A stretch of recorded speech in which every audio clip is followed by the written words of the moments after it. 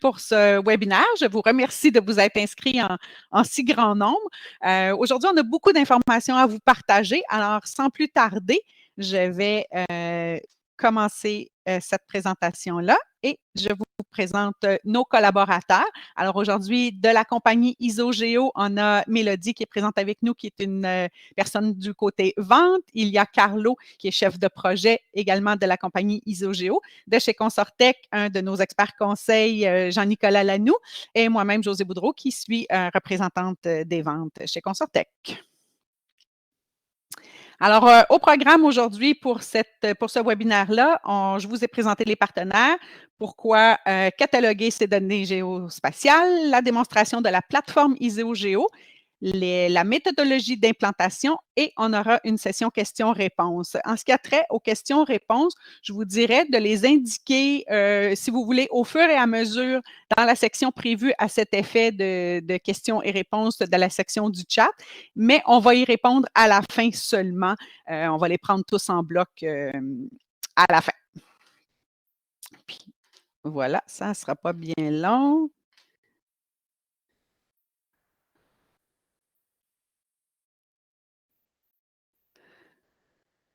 Donc, ici, je vais vous faire une présentation brève qui est Consortec, qui est ISOGEO, pardon.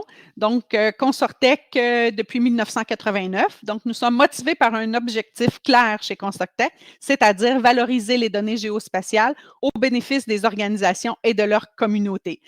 Ceci étant dit, nous permettons aux leaders en géomatique de se démarquer tout en les aidant à se positionner stratégiquement, positionner leur département à l'intérieur de l'organisation.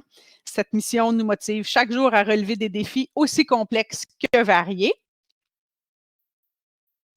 Chez Consortec, nous avons une équipe de 11 experts qui est composée de consultants SIG ainsi que des développeurs.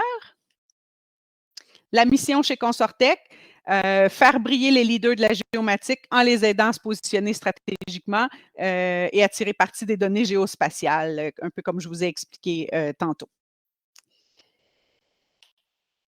Donc, chez Consortec, les différents services qu'on offre, il y a bien sûr de la formation standard. On fait aussi du coaching, de l'accompagnement qui peut être plus précisément sur vos besoins spécifiques. Et aussi, on est un revendeur des logiciels de Safe Software, dont les logiciels FME. On est partenaire avec Esri depuis 2021 et partenaire avec Isogeo depuis peu, depuis le début de cette année. Isogeo est une compagnie qui existe depuis 2009. Ils sont 15 collaborateurs. Ils ont réalisé plus de 100 projets jusqu'à maintenant et ils ont une bonne soixantaine de clients actifs. Alors, chez Isogeo, c'est une plateforme avec des modules et applications.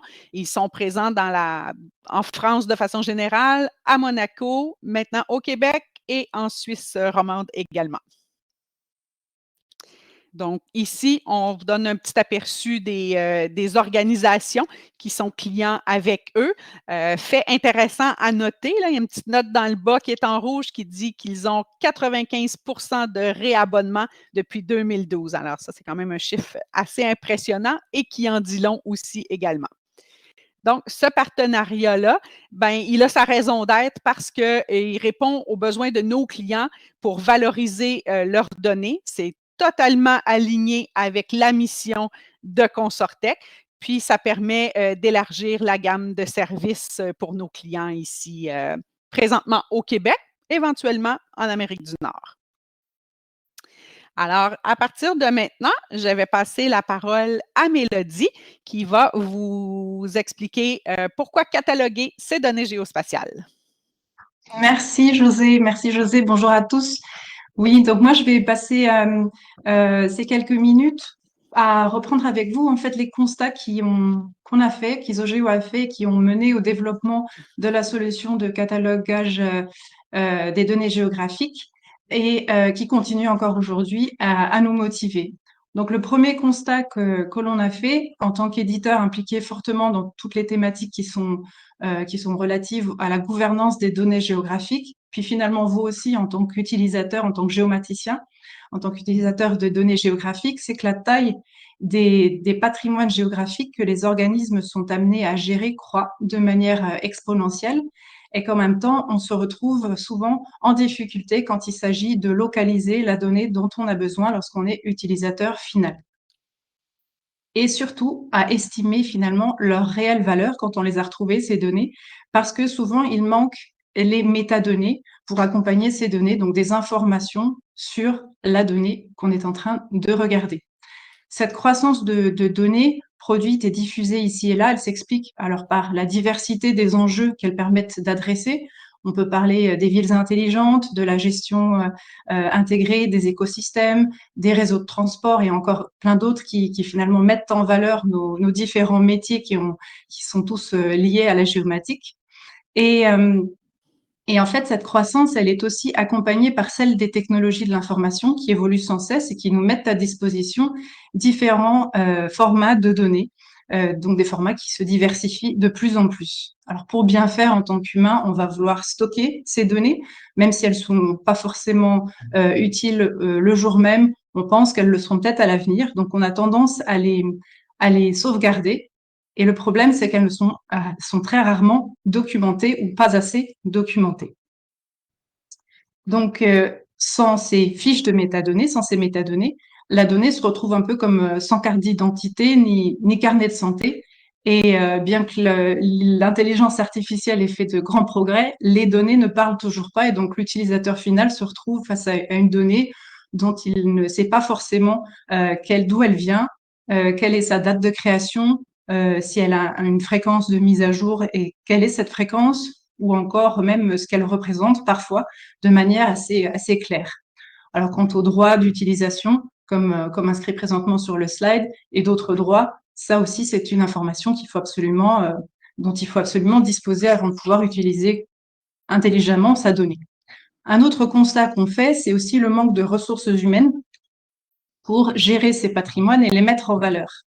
Alors les raisons de cette pénurie, elles sont multiples et elles sont liées les unes entre les autres avec des restrictions budgétaires qui font que les collaborateurs sont de plus en plus multitâches, transversaux et qu'ils doivent répondre à des besoins, des questions à la fois en interne et aussi aux questions des citoyens sur ces données qui sont parfois en partie partagées. Donc, enfin, le dernier constat qu'on a fait aussi, c'était que la reconnaissance était sous toute somme assez faible des travaux qui sont menés et des résultats qui sont obtenus par les équipes de géomaticiens et de géomaticiennes dans le cadre de leurs activités. Alors, à titre d'exemple, j'aimerais reprendre l'analyse fort juste de notre première utilisatrice sur le territoire québécois, qui est la ville de Shawinigan. D'ailleurs, je salue Mathilde qui a rejoint le service DTI de la ville de Shawinigan il y a peu de temps et qui est parmi nous dans l'audience. Donc, la ville a fait ce même constat qui est à la fois donc technologique et puis humain. En termes de besoins organisationnels, donc, la ville s'est tournée vers la solution de catalogage ISOGEO pour répondre à un besoin de centraliser les connaissances sur la donnée dans le cadre d'un départ à la retraite. Elle a eu aussi besoin de valoriser ces données et de les garder à jour dans le contexte alors de la pandémie qui faisait rage et puis du télétravail qui commençait à se mettre en place à l'époque. Les mises à jour n'ont pas forcément été communiquées de manière systématique entre les services. Donc, une qualité, une fiabilité de la donnée qui s'est amoindrie dans ce contexte-ci. Puis, dans le cadre de la mise en œuvre de l'ouverture progressive des données, l'impératif de disposer d'une vitrine à jour avec des métadonnées était incontournable et pour assurer finalement la fiabilité des données qui allaient être partagées. Enfin, au jour le jour, lorsque de nouveaux collaborateurs arrivent, comme c'est le cas de Mathilde, eh bien, il est nécessaire pour la ville de pouvoir permettre en fait à ses collaborateurs de s'approprier les données et rapidement et le catalogage avec une documentation soignée de fiches de métadonnées leur semblait la meilleure façon de procéder. Et là-dessus, évidemment, on les rejoint complètement. En termes d'outils, le souhait de la ville était bien sûr d'avoir un outil qui était efficace pour la saisie de métadonnées, qui soit aussi attrayant et compréhensible pour tous, pas seulement par des géomaticiens, mais tout spécialiste comme non spécialiste devait pouvoir s'approprier ces métadonnées de manière assez aisée. Enfin, un autre impératif était celui de décorréler cette solution de catalogage de tout système d'information géographique pour pouvoir se concentrer à constituer et valoriser son patrimoine de données géographiques indépendamment des choix SIG qu'il pouvait faire, puisqu'en l'occurrence, aujourd'hui, la ville utilise plusieurs systèmes d'information géographique.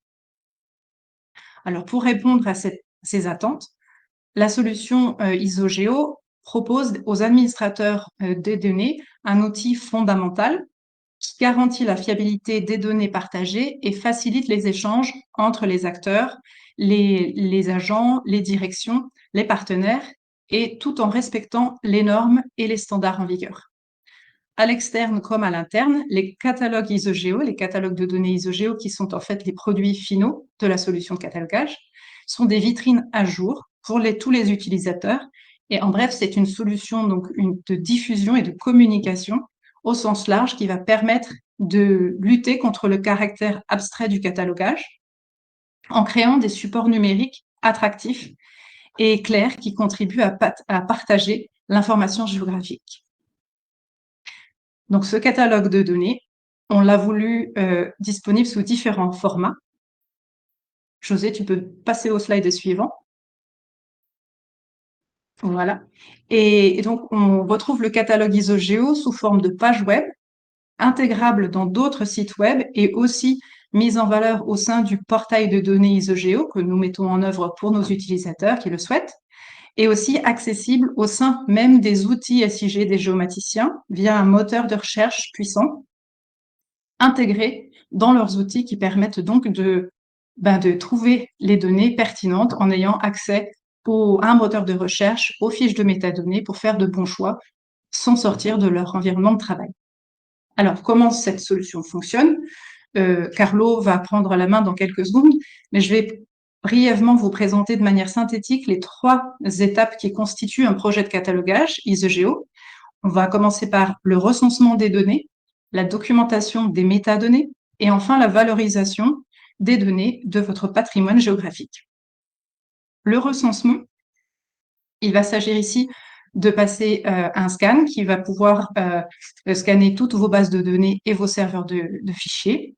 La signature des données va avoir lieu. La génération de fiches de métadonnées et un pré-remplissage automatique va se passer pendant cette étape. Et enfin, d'un scan à l'autre, les mises à jour vont être faites dans vos fiches de métadonnées automatiquement. La seconde phase, c'est la phase de documentation qui va commencer par la documentation en lot, puis unitaire, et pour tendre vers un enrichissement de vos fiches de métadonnées. Enfin, la dernière partie, ce sera la valorisation, le mode de partage que vous allez choisir pour partager donc ces catalogues de données. Et c'est exactement par là que Carlo va commencer. Donc, Carlo, je te laisse la main pour aller plus en détail sur cette partie de valorisation avec la démonstration de la solution. Merci Mélodie, bonjour à tous. Alors, je prends la main et je partage mon écran. On y arrive. Voilà. Alors.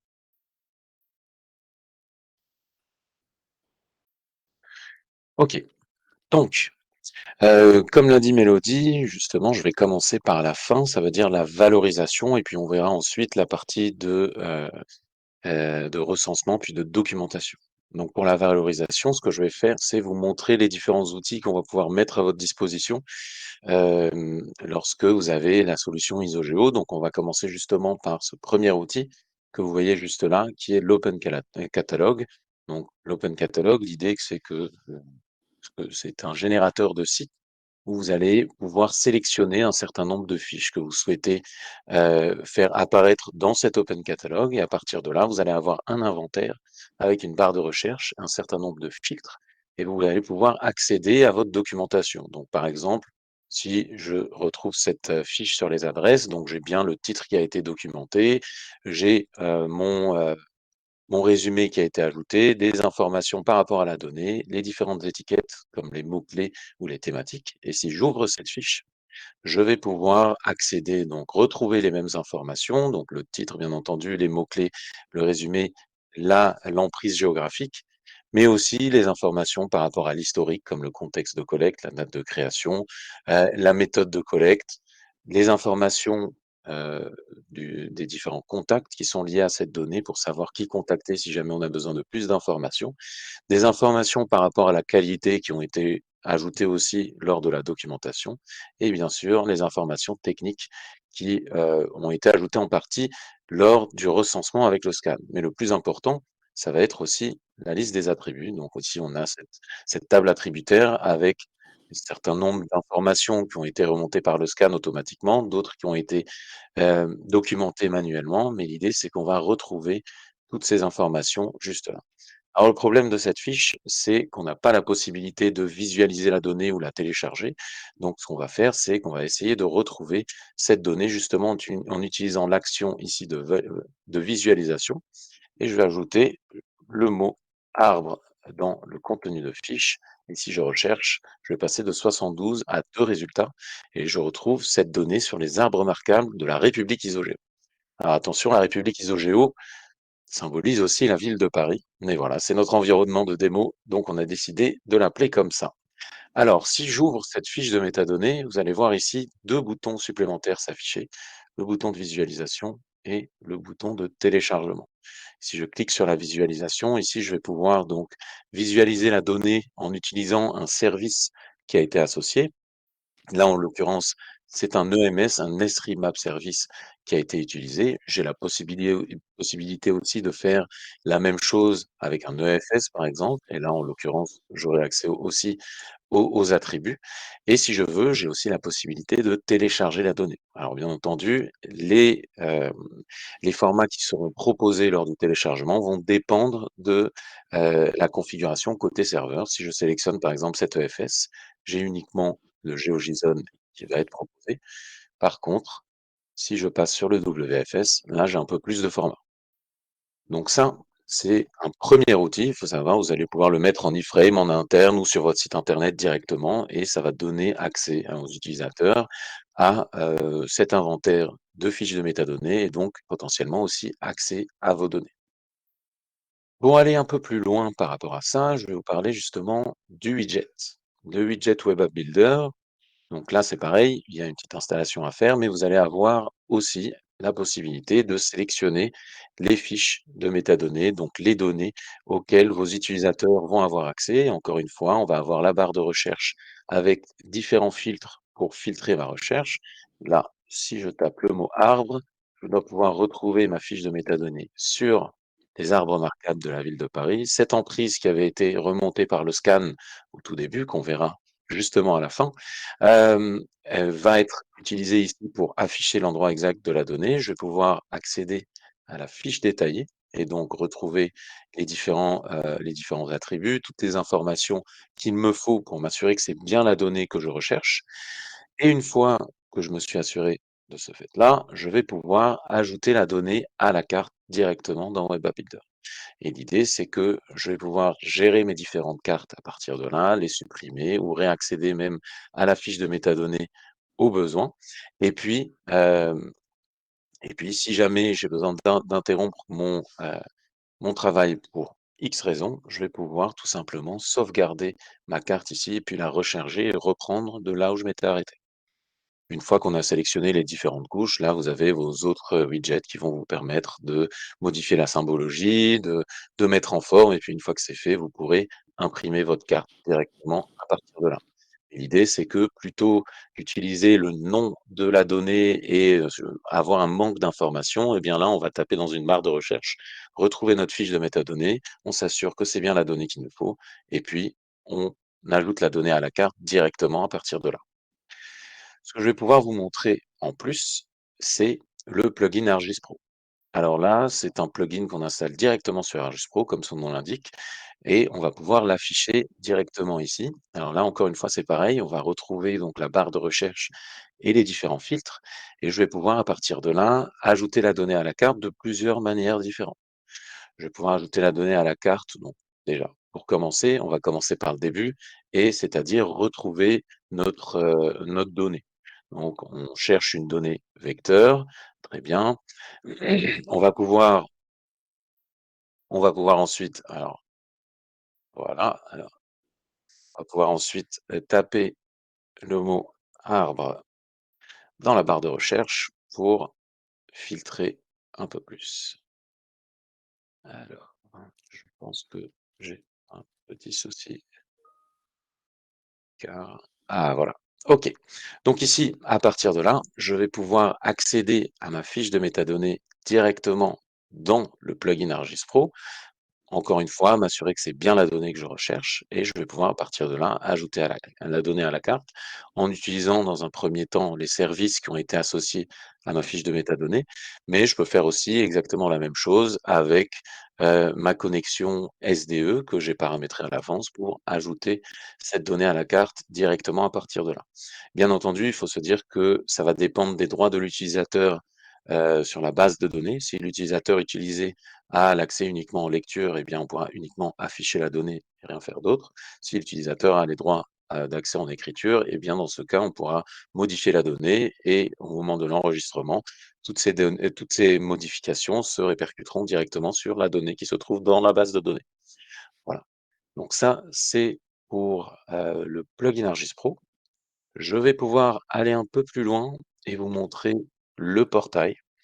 Donc là, le portail, c'est un outil de marketing pour votre service SIG. L'idée, c'est que vous allez pouvoir mettre en avant, plusieurs choses, plusieurs facettes du service SIG et en l'occurrence, vous allez pouvoir, ajouter des actualités, déjà les mettre en avant directement ici, c'est-à-dire, imaginons que vous avez, des nouvelles applications qui ont été publiées, eh bien, ces applications, vous allez pouvoir en parler dans des actualités, les mettre en avant directement dans votre site. Même chose pour les données sélectionnées. Si vous avez des nouvelles données qui ont été ajoutées à votre environnement et vous voulez en informer vos différents utilisateurs, eh bien, vous pouvez mettre en avant ces données ici directement. À partir de là, bien entendu, on peut avoir accès à différentes parties, du portail et l'idée, c'est qu'on va pouvoir aussi parler donc de nos différentes applications, donner accès à nos thématiques, parler des groupes de travail au sein de notre équipe, par exemple, parler justement des différents membres de l'équipe et éventuellement aussi parler de nos différents partenaires. Et donc l'idée, c'est que on va pouvoir aussi, encore une fois, ici, avoir accès à un inventaire de données, un inventaire de fiches de métadonnées que nous aurons sélectionnées au préalable. Là, vous voyez bien, encore une fois, on va retrouver nos différents, filtres qu'on avait dans les autres applications et ça va nous permettre d'affiner notre recherche et de trouver la donnée que l'on souhaite. Là, en l'occurrence, je vais rechercher ma donnée sur les arbres remarquables de la République Isogéo et la voici. Donc encore une fois, on retrouve ce résumé, on retrouve les différents mots-clés, le titre tel qu'il a été documenté aussi dans la plateforme de documentation. Et si on ouvre la fiche de métadonnées, eh bien là, on a accès à tout le reste des informations. Bien entendu, le formatage n'est pas exactement le même, mais le contenu, lui, est. Lui, il l'est plutôt. Et donc là, si je veux, je vais pouvoir aller visualiser la donnée, voir la télécharger. Je veux aussi accéder à cette table attributaire et donc à partir de là, je vais pouvoir retrouver ma donnée et la télécharger au besoin.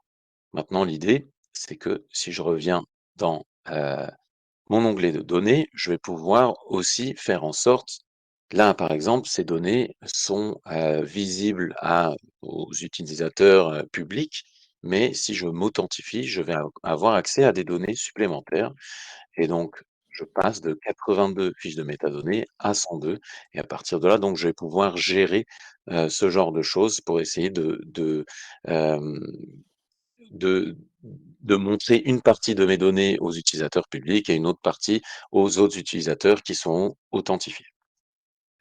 Donc voilà pour le portail. Maintenant, une dernière chose dont voulais vous parler, ça ne vous concerne pas directement, mais vous allez avoir potentiellement un équivalent pour Données Québec.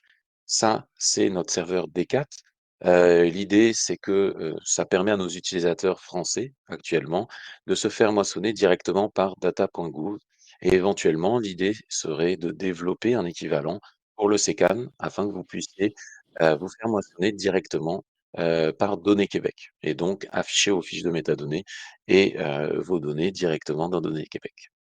Voilà pour la petite information. Maintenant qu'on a vu la valorisation, on va pouvoir revenir au tout début, revenir dans le temps et parler de recensement. Et donc, ça va se faire à l'aide du scan.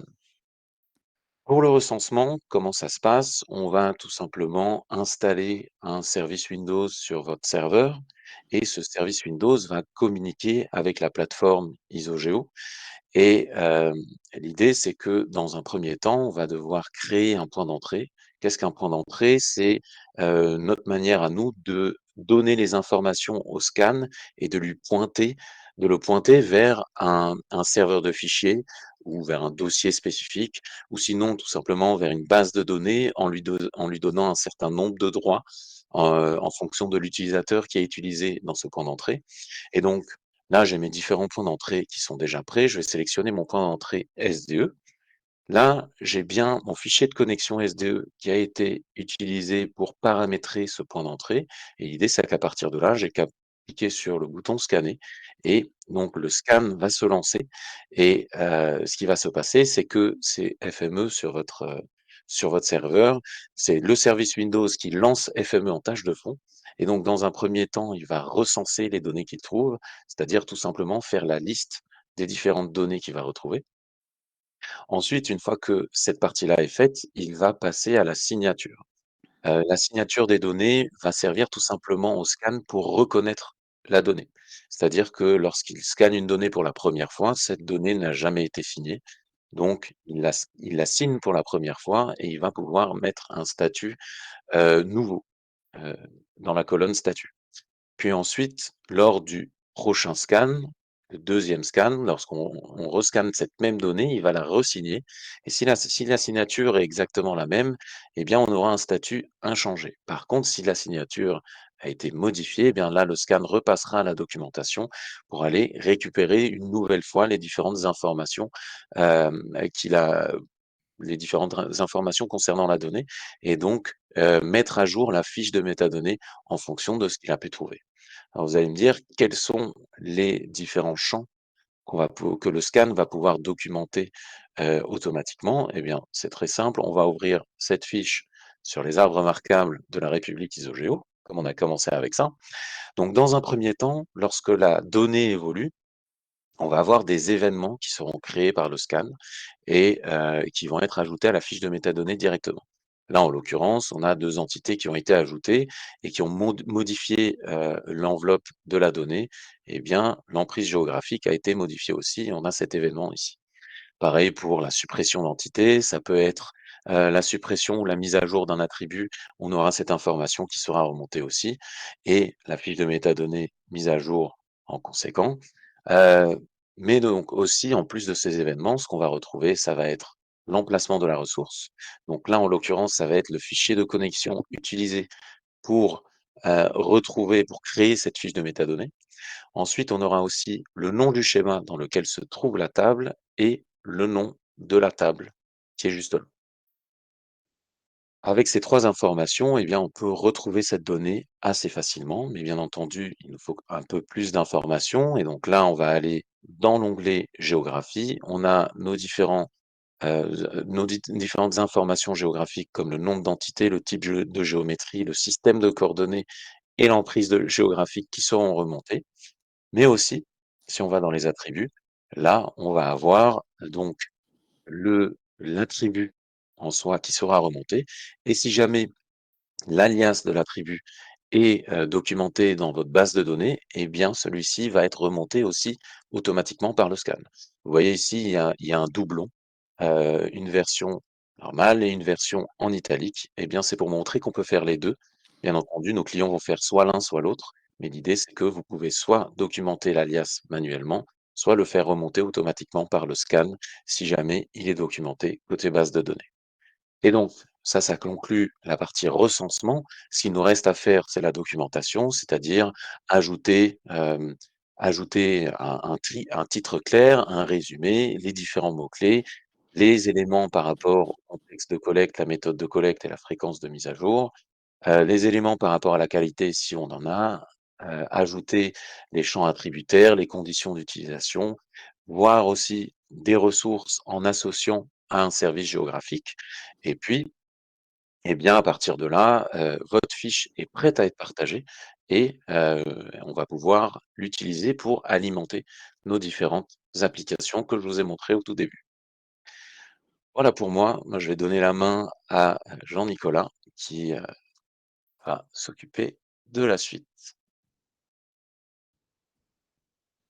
Super, bien. Bon, Mmh. bonjour à Merci, tous. Carlo. Merci, Carlo. Je vais laisser José réactiver la présentation. J'en profite aussi, entre autres, suite à la démo de Carlo, je vous invite, si vous avez des questions telles qu'on l'avait mentionné au départ, là, vous pouvez les soumettre dans la section Q&A ou sinon, à la fin de ma section, vous pourrez aussi poser vos questions de façon directe, bien évidemment. Donc, pour la suite de la présentation, ça va être un peu une récapitulation finalement des différents éléments. Donc, on va présenter la méthodologie d'implantation. Donc, qu'est-ce que la solution d'IsoGeo amène en termes d'avantages et de plus? Donc, vous avez pu le constater, la solution d'IsoGeo vous offre un éventail de possibilités selon laquelle vous allez pouvoir tirer avantage. Donc, en premier lieu, tout l'aspect de gestion optimisée de vos catalogues. Donc, en ce qui a trait au dictionnaire de vos mots-clés, les différentes thématiques, de l'autocomplétion, de l'édition par lot, bref, un ensemble de possibilités, encore une fois ici. Et évidemment, la création des catalogues en eux-mêmes qui vont vous permettre de trier votre inventaire. Vous pourrez aussi créer autant de catalogues que vous le souhaitez, que ce soit par usage, par thème, par projet. Bref, encore une fois, une capacité de définir selon vos besoins à vous. Par la suite, une solution automatisée qui vous permet de parcourir vos différentes ressources, telles que présentées lors de la démo par Carlo, entre autres les différentes bases de données. Ça pourrait passer par des serveurs de fichiers, créer un inventaire complet de l'ensemble de vos données SIG par la suite et ultimement de générer, bien évidemment, vos fiches de métadonnées qui leur sont associées. J'en profite aussi pour rappeler un petit élément que Carlo a mentionné. L'avantage entre deux scans, par exemple, le système est capable de repérer automatiquement si des modifications ont été apportées et le cas échéant de mettre à jour vos données d'une façon simplifiée. Par la suite, un recensement exhaustif de votre patrimoine de données SIG, ce qui vous permettra un accès, à travers un accès direct, à vos différentes bases de données, le cas échéant. Encore une fois, tel que présenté par Carlo, le scan parcourt l'ensemble de vos données, qu'elles soient vectorielles, raster, stockées sur vos différents systèmes, que ce soit des géodatabases d'entreprise SRI, des bases de données PostGIS, du Oracle, du SQL Server, ou encore une fois, c'est des fichiers hébergés sur des serveurs distincts. Par la suite, évidemment, la solution est compatible avec un ensemble de solutions SIG, que celles-ci soient de SRI, des solutions K2 géospatiales, du QGIS, des solutions open source. Bref, un ensemble de formats et de bases de données sont acceptés pour procéder aux différentes étapes. Finalement, une compatibilité avec un ensemble de normes ISO ainsi que OGC et aussi, très important, par-dessus tout, le plus grand avantage de la solution IsoGeo, c'est que vous serez accompagné par une équipe compétente, autant du côté de Consortec qui vous accompagnera dans votre projet que du côté d'IsoGeo pour maintenir à jour la solution et qu'elle réponde toujours à vos différents besoins. Donc, on sera toujours présent pour vous accompagner selon vos besoins. Donc, la méthodologie en soi, Carlo en a parlé de certaines étapes, un peu dans l'ordre inverse, donc on récapitule. La première étape sera un audit de votre environnement. L'audit de l'environnement va nous permettre, entre vous et nous, une analyse organisationnelle de l'ensemble de vos données SIG, des différents modes de diffusion, puis une adaptation du catalogage en fonction de celle-ci. Donc, l'audit ISO-GEO vous permet notamment, en tant qu'organisme, d'adopter un point de vue global de votre SIG. Donc, quelles sont vos données, quels outils vous utilisez, quels sont vos utilisateurs, est-ce que vous avez déjà des pratiques en place quant à l'utilisation de celle-ci. Puis, ultimement, ce qu'on va faire, c'est d'être capable d'adapter le projet de catalogage en soi en fonction de tous ces éléments-là. Ultimement, l'objectif, c'est donc de vérifier que le fonctionnement technique de la solution ISO-GEO sera bel et bien efficace dans votre environnement client et aussi d'assurer que le cycle de vie de vos données SIG, donc de vous présenter des méthodologies à suivre, par exemple, préconiser une mise à jour des métadonnées et des catalogues plutôt que d'attendre avant d'effectuer celle-ci. Assurer aussi une diffusion des données aux différents partenaires au sein de votre organisation. Donc, ça, c'est pour la portion audit de l'environnement. Au niveau du scan et du recensement, je n'irai pas trop dans le détail. Déjà, Carlo a vendu un peu la mèche de ce côté-là quant aux différentes étapes. Je crois que vous avez bien compris. Donc, l'objectif, c'est de, entre autres, créer vos différents points d'entrée. Encore une fois, il y en a un ensemble de possibilités de ce côté-là. Et aussi, de ultimement lancer votre scan qui va s'exécuter. Tel que mentionné, là, ça va être en utilisation avec FME qui roulera en arrière-plan sur le serveur qui va permettre ce scan-là et de recenser l'ensemble de vos données. Par la suite, une des étapes très importantes sera l'étape de formation de vos administrateurs. Donc, pour vous donner une idée, dans le fond, ce que Carlo vous a présenté d'un point de vue des différentes interfaces, ce qu'on va faire, c'est vous s'assurer que vous aurez des utilisateurs qui seront formés dans l'utilisation de cette plateforme-là. Donc, l'objectif, c'est d'assurer une maîtrise de la méthodologie de catalogage, de la mise à jour de l'inventaire, de la gestion des différents partages au sein de votre organisation. Donc, la formation des administrateurs de la plateforme ISO-GEO leur permet de maîtriser cet ensemble d'éléments-là et ultimement d'être capable de saisir les différentes métadonnées selon vos recommandations, vos besoins et aussi, surtout, de gérer les différents utilisateurs de cette plateforme-là à l'égard de leurs droits, des profils, donc de spécifier des contacts, est-ce qu'il y a des spécifications particulières, etc. Finalement, au niveau de la formation, il y a aussi la formation des différents éditeurs et des utilisateurs de la plateforme qui a pour but de leur apprendre à maîtriser justement, encore une fois, cette méthodologie, la méthodologie qui est préconisée par nos équipes. Donc, par la suite, on va passer à l'étape de documentation et de catalogage. Donc, je pense qu'on a bien fait le tour avec l'exemple de Carlo. Donc, c'est vraiment ici d'assurer, d'ajouter les différents éléments attributaires et tout ce qui entoure vos différentes métadonnées.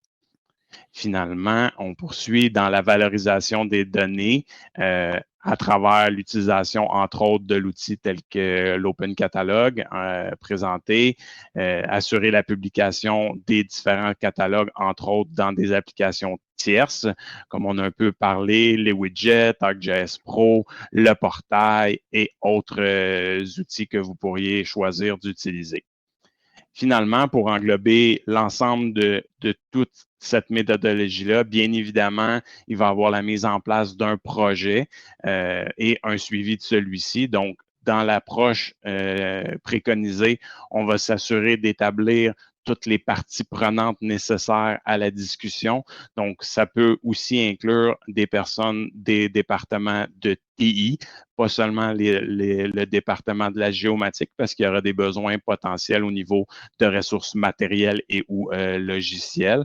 Puis, on va en profiter aussi pour établir les bases des différents requis, justement, en termes de ressources humaines qui devra participer aux différentes rencontres et finalement établir une stratégie de gestion de projet comme tout bon projet, soit quelles seront les différentes rencontres hebdomadaires, de quelle façon on va procéder au niveau des différents suivis, etc., et de la documentation. Donc, en dernier point, tout ce qui a trait à la maintenance et aux garanties. Donc, on s'assure au niveau de la solution de ISO-GEO une mise à jour en continu de cette plateforme-là avec de nouvelles fonctionnalités qui s'ajoutent dans le temps en fonction des nouveaux besoins qui apparaissent. Super, merci. Donc, qu'est-ce que ça signifie démarrer une solution avec ISOGEO? Donc, rapidement, on voit deux éléments. Une phase 1 qui inclut une licence temporaire de la solution, durant laquelle ça sera établi sur une période de 3 à 6 mois en fonction de vos besoins. L'installation, bien évidemment, de la solution au sein de votre environnement SIG, l'audit auquel j'ai fait référence tout à l'heure, donc passer au travers de l'ensemble de ces étapes-là, la formation des différents utilisateurs de la solution et finalement, ce qui englobe le tout, c'est tout ce qui a trait au niveau de l'expertise conseil, de l'accompagnement au niveau des ressources. La prochaine étape sera l'industrialisation. Encore une fois, ici, la phase 1 versus l'industrialisation, il faut bien comprendre, la phase 1 va faire partie inévitablement de tout projet, dépendamment de la maturité dans laquelle votre organisation sera au niveau de la démarche de catalogage. La phase 1 pourrait aller plus ou moins rapidement. Donc, l'objectif, c'est de vous accompagner dans une première démarche et surtout la phase 1, ce qu'elle vous permet, c'est d'avoir une solution fonctionnelle et d'être capable de la présenter aux différents acteurs de votre organisation. Donc, une fois cette étape-là passée, on tombe dans ce qu'on appelle la phase d'industrialisation, là où on va, par exemple, procéder à un abonnement annuel à la plateforme ISOGEO, choisir si vous avez des besoins en termes d'acquisition de modules et d'applications additionnelles, et finalement, tout ce qui pourrait englober là, des prestations supplémentaires, par exemple des suivis techniques, des suivis de projet si vous avez des besoins particuliers ou de formation additionnelle quant à la plateforme. Donc, à ce point-ci, je l'avais rementionné, je n'ai pas regardé, José, j'imagine que tu as peut-être fait le suivi. Je vois qu'il y a un petit peu de messages additionnels. On pourrait passer à la période de questions, je crois bien. Est-ce que, Ouais, José, tu veux oui. reprendre la balle? Super. Oui, absolument. Puis je voulais juste mentionner, avant de passer à la période de questions, que si cette solution-là vous intéresse, sachez que Consortec sera l'entreprise responsable de tout ce projet-là, donc pour ce qui est au niveau de la vente ainsi que de l'implantation. Donc, vous allez transiger directement avec nos experts chez Consortec. Alors, oui, j'y vais avec les questions qu'on a reçues. On a quelqu'un qui demande, est-ce qu'on a absolument besoin d'avoir FME serveur? Alors non, justement, le prérequis, c'est FME Desktop. C'est pas FME Server. Justement, on ne fonctionne pas avec FME Server. Parfait, merci Carlo. Une autre question est avec le widget Web App Builder est appelé à être retiré en juillet 2024 par le support de Esri. Avez-vous prévu faire la migration vers Experience Builder? Oui, alors justement, ça, on l'a appris en même temps que tout le monde, donc effectivement, c'est un sujet. On sait que nos clients vont passer à Experience Builder à un moment donné et de manière générale, on, on essaye d'avoir un maximum de clients intéressés, d'utilisateurs intéressés pour se lancer dans ce développement. Mais je pense que effectivement, c'est prévu. Enfin, je ne pense pas, c'est effectivement prévu et ça viendrait éventuellement. Parfait. Une autre question est, le scan identifie les tables d'une BD unitairement. Une table égale une donnée. Est-ce exact? Oui, c'est exactement ça. Donc moi, ce que je vous avais montré dans la fiche de métadonnées, c'était on avait l'emplacement pour retrouver la base de données, et ensuite le nom de la donnée, c'était le nom du schéma, point, le nom de la table. Donc c'est vraiment une fiche de métadonnées égale une table dans la base de données. Ça peut également être une vue au besoin, si jamais vous avez des vues ou des vues matérialisées qui sont créées dans votre base de données, ça aussi, on les scanne et ça peut être remonté directement par le scan. OK, parfait. Une autre question. Est-ce que le serveur s'installe sur un serveur Linux? Non, alors ça, c'est une bonne question. C'est un prérequis. Le prérequis, c'est un serveur Windows on fonctionne sur des serveurs Windows qui vont de 2012 à 2019. Donc voilà, le prérequis, c'est ça, parce que c'est un service Windows qu'on va installer directement sur le serveur. Parfait. Je passe à une autre. Vous avez mentionné que ISO-Géo est compatible avec K2 Géospatial. Pouvez-vous élaborer plus sur cette compatibilité, s'il vous plaît? Est-ce que c'est au niveau de Gmap Admin ou au niveau de l'interface utilisateur? Alors l'idée, c'est que actuellement, la possibilité, ça on l'a vu justement chez notre client de Shawinigan, la possibilité, c'est d'intégrer vos fiches de métadonnées de, euh, de l'Open Catalog, directement dans votre application. Et après, nous, ça va être effectivement uniquement le côté interface utilisateur et pas du côté admin. Parfait. Hem, Quel est le modèle de métadonnées en arrière d'ISO-Géo? Est-ce que c'est ISO 19115 ou un modèle maison? Alors nous, de base, on se base sur le modèle Inspire, qui est le modèle européen. Ça, on a commencé par ça et bien entendu, ça a évolué sur un modèle qui est plutôt maison, dans le sens où le modèle Inspire, en l'occurrence, a énormément de champs en moins, notamment les attributs, entre autres, hein. Mais l'idée, c'est que voilà, on a ajouté pas mal d'informations par rapport à ça pour avoir un modèle plus maison. Mais voilà, de manière générale, voilà, on est compatible Inspire, bien entendu, ISO et OGC. Parfait. Il y a quelqu'un qui demande, en ce qui a trait à l'acquisition de modules et d'applications additionnelles, ça implique des coûts variables de la plateforme.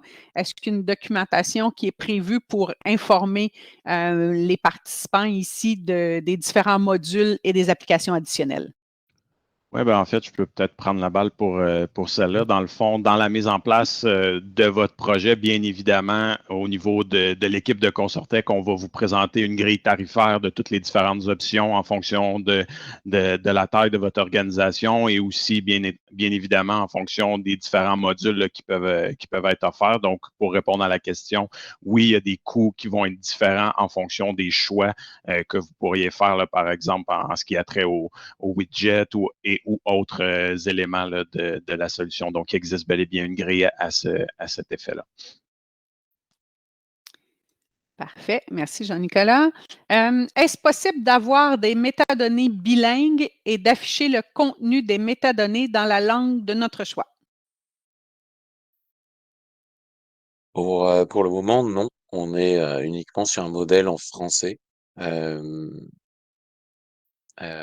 Bah, voilà, pour le moment, c'est surtout le modèle en français. Après, il y a la possibilité, effectivement, si la langue est modifiée, par exemple, dans ArcGIS Pro, de modifier le plugin pour qu'il soit en français. Donc, ça, à la limite, ça serait plus un travail de documentation bilingue, c'est-à-dire dans le résumé, mettre une version française et une version anglaise pour remédier à ce problème. Parfait. Quels sont les autres prérequis techniques en ce qui a trait à base de données, matériel, etc.? Alors, moi, ce dont j'ai parlé, donc, ça va être en général les prérequis du scan. Euh,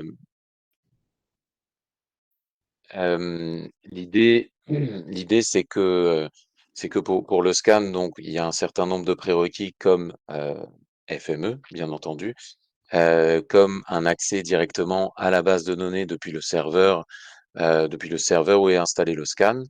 Euh, il y a aussi un accès au serveur de fichiers, éventuellement aussi, si jamais il y a des fichiers que l'on souhaite scanner aussi.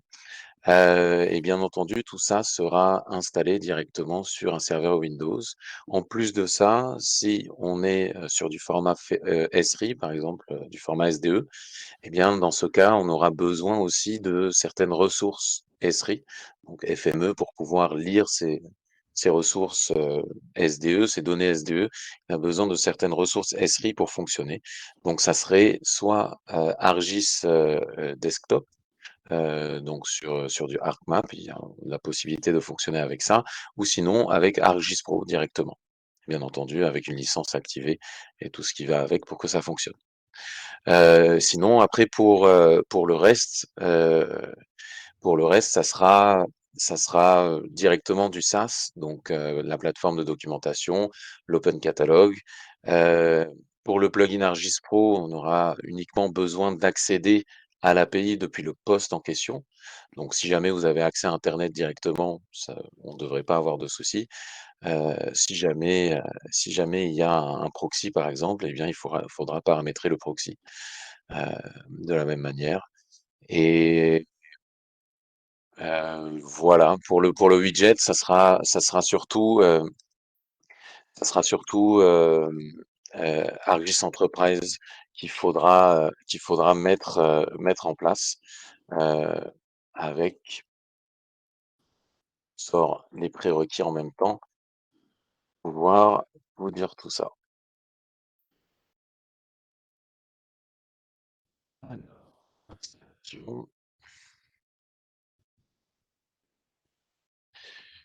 Euh, Voilà, donc ça sera donc un serveur web, bien entendu, soit Apache, soit 2IS, et donc accès aux différentes URL de notre API pour pouvoir communiquer avec l'API et récupérer les informations. Et bien entendu, les différents logiciels comme ArcGIS Server ou le portal d'Esri avec une version 10.6 au minimum.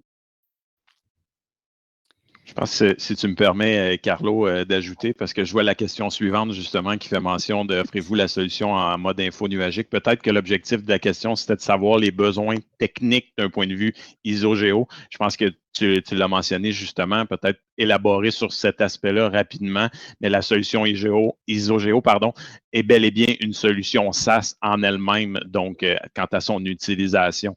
Donc, d'un point de vue des prérequis techniques de la solution en elle-même, elle ne requiert pas l'installation d'une base de données ou d'un serveur de base de données. Peut-être que c'était aussi un peu l'objectif de la question, mais je pense que tu as bien positionné là, les différents éléments techniques. Donc, je voulais juste donc, ça répond en espérant répondre à la question là, pour ce qui est du mode info nuagique SaaS. Parfait. Il nous reste quelques minutes seulement. Encore quelques questions. Je voulais juste, j'ai laissé la présentation sur la slide avec mon adresse courriel, donc joseb@consortec.com. Donc, par la suite, après le webinaire, si vous avez d'autres questions, si vous avez un intérêt, si vous voulez une démonstration, n'hésitez pas à m'écrire. Je vais communiquer. Je suis en contact de façon régulière avec nos partenaires chez ISO-Géo.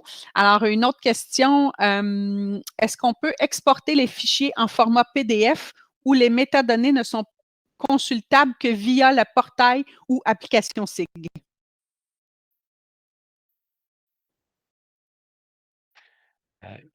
Est-ce que tu pourrais répéter la question? Excuse-moi, Oui. Oui. Alors, la question, c'est est-ce qu'on peut exporter les fichiers en format PDF où les métadonnées ne sont consultables que via le portail ou une application SIG? Alors, il y a plusieurs possibilités. Dans l'Open Catalog, on a la possibilité d'exporter la fiche de métadonnées au format PDF, bien entendu. Par contre, il faudra le faire fiche par fiche. L'autre possibilité, et ça c'est une option qu'il y a directement dans la plateforme de documentation, nous qu'on appelle APP. Sur APP, vous avez la possibilité d'exporter les fiches de votre inventaire. C'est-à-dire, vous allez pouvoir filtrer, par exemple, sur les données vecteurs et vous allez pouvoir exporter au format CSV ou au format Excel euh, tout, euh, tout le résultat de votre recherche. Et c'est-à-dire que dans cette table, vous allez retrouver tous les champs de votre fiche de métadonnées et ça va vous permettre aussi de voir justement, d'avoir une vision un peu plus globale sur l'avancement et ça vous permettra de savoir quels sont les champs qui ne sont pas vraiment documentés pour aller justement améliorer la documentation et le contenu de vos fiches. Parfait. Alors, la présentation est presque terminée. Je prends une dernière question et pour les autres, si vous en avez par la suite, n'hésitez pas à m'écrire à mon courriel. Donc, la dernière question, est-ce qu'on pourrait installer IsoGeo sur le même serveur qui roule FMS Server en mettant une licence desktop en plus? Si oui, est-ce que le scan prend beaucoup de ressources et diminuerait la performance de FME Server? Alors, le scan tourne sur du FME desktop. Donc, effectivement, il faudra un serveur qui puisse tenir FME Server en même temps que FME desktop et potentiellement les faire tourner en même temps. Donc ça va vraiment dépendre, ça va dépendre du serveur qui est en place et s'il a la capacité de le faire ou non. Je vous avoue que je suis pas sûr à 100. Peut-être que Jean-Nicolas pourrait avoir d'idées. Moi, j'ai jamais eu le cas où il y avait FME Server et FME Desktop en même temps, mais je pense pas que ce serait un problème. Rapidement, d'un point de vue technique, il n'y a pas d'enjeu à avoir l'installation et FME Server et FME Desktop sur la même machine, mais pour aussi répondre un peu à l'aspect prend beaucoup de ressources et l'aspect de performance, en fait, il faut prendre en considération que tout cela va dépendre de la quantité de données et de systèmes pour lesquels on va effectuer le scan. Donc, pour une organisation, un scan pourrait durer 5 heures. Pour une autre, s'il y a énormément de sources de données, ben, ça pourrait durer 8-10 heures, encore une fois, en fonction des sources de données, mais aussi en fonction du type de machine qui héberge. Ici, là, dans votre exemple, là, votre FME Server et la licence FME Desktop. Donc, c'est tout à fait possible, mais ça va dépendre, comme toute application technique, là, si vous êtes limité au niveau de la RAM sur la machine en question, peut-être que ça serait souhaitable d'installer FME Desktop puis le scan IsoGeo sur une machine séparée. Si déjà cette machine-là pour votre FME Server est sous-utilisée d'un point de vue logiciel, ben ça pourrait être possible. Ça serait le genre de choses qu'on pourrait discuter lors de la mise en place du projet là, pour évaluer avec les différentes parties prenantes. Exactement. Merci. Alors, ceci met fin à notre webinaire. Merci à tous pour votre participation. N'hésitez pas à nous écrire si jamais vous avez des questions, commentaires, si vous avez besoin de plus d'informations, si cette plateforme-là vous intéresse. Ça nous fera plaisir de communiquer avec vous pour en discuter plus longuement. Alors, sur ce, merci à nos collaborateurs et je vous souhaite à tous une bonne fin de journée. Bonne journée. À tous, Bonne fin de journée. Au revoir. Au revoir. Au revoir.